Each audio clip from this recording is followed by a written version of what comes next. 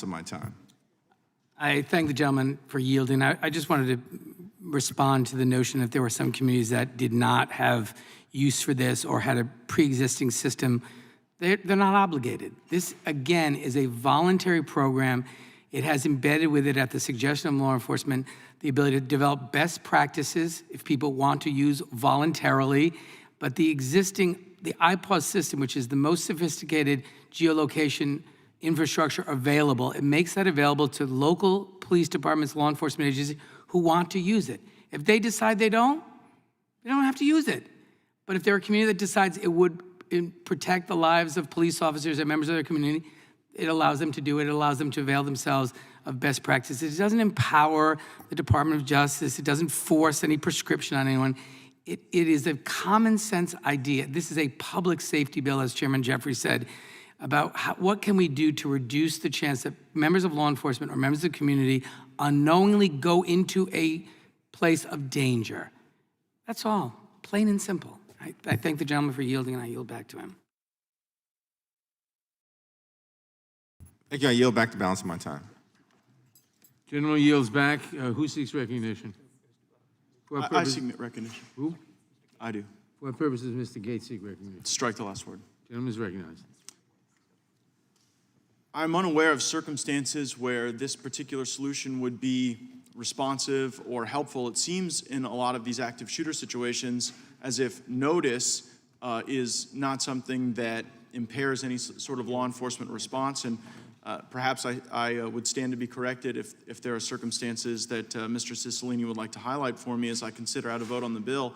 I would also observe that Mr. Massey made the point that if it is an active shooter alert system, the places that have embraced the most gun control and the places that have simultaneously defunded police at the local level in some woke, reflexive action, they would see that alert go off with such a frequency that one might not even be able to receive other messages on their phone.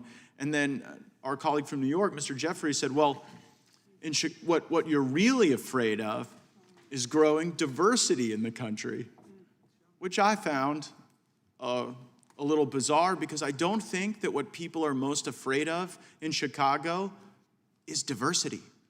Like, I don't think people are worried that lurking around the next corner, diversity might mug them or shoot them or harm them in some way. I think what they're concerned about is a criminal element that is out of control, and that I think we all wish that, criminals wouldn't ever use guns in the commission of crimes, but it seems as though even the most aggressive, even the most woke gun control is unsuccessful. And so I think our pitch to the people in Chicago and everywhere else in Democrat-run cities and states is, what do you have to lose? What have these Democrats done for you to improve your safety or your quality of life?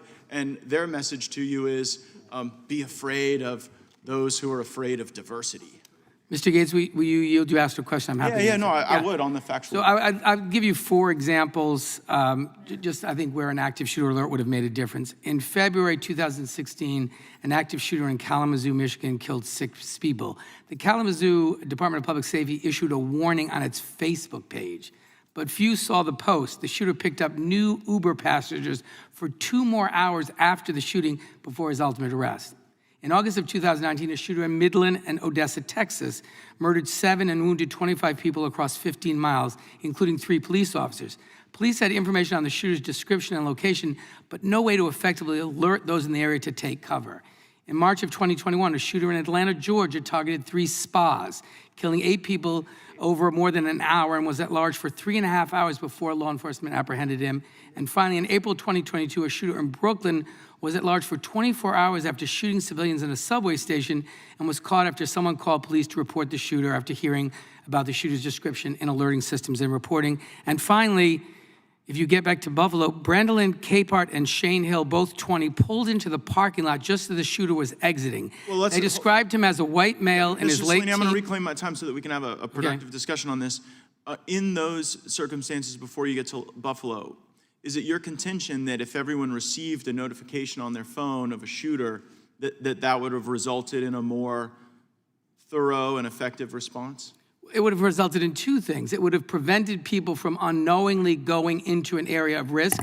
And some of them, it would have prevented people from getting into an Uber with that shooter driving the car. Were any of those people harmed? Well, I mean, the idea is we're trying to prevent people from being harmed. I agree. I'm just And trying to you're saying it's go okay through- to have someone who's an active shooter run around for hours undetected? When that did I you should say be that? willing to David, no. when did I say Gentlemen, that? yield. When did I? Oh, no, so you're wait, saying hold on, that- hold on. When did I say that? Well, you just said, did he shoot anyone? What we're trying to prevent is harm or the yeah, but- danger of additional harm coming. And notifying people so that they know someone is out there who's been engaged in an active shooting is a way to protect themselves. It's a way to protect law enforcement. It's a way to help identify this person. Yeah, There's no harm come to it. My concern is that in some of these high crime areas where those alerts would be going out nonstop, would you create unnecessary panic? Would you put people in harm's way unnecessarily? Would you encourage vigilantism?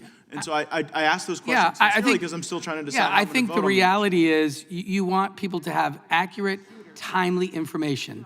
I think people expect Well, that they law can use, enforcement right? what's that? My concern is it information that people can use effectively? Yes, because it will tell them where the incident is occurring, that there's a danger, and then they can make a decision. Do I stay in my house?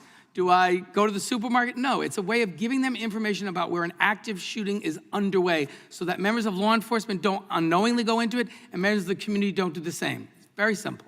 It sounds a lot scarier than The gentleman diversity. yield. I think my time's expired, but if the gentlelady will claim time, I'd be happy to engage in a colloquy. I have 1 second, so. Yeah, I'll yield it to you. Gentlemen, the gentleman's time has expired. Who seeks recognition? What purpose does Mr. Roy seek recognition? Move to strike the last word. Gentleman's recognized.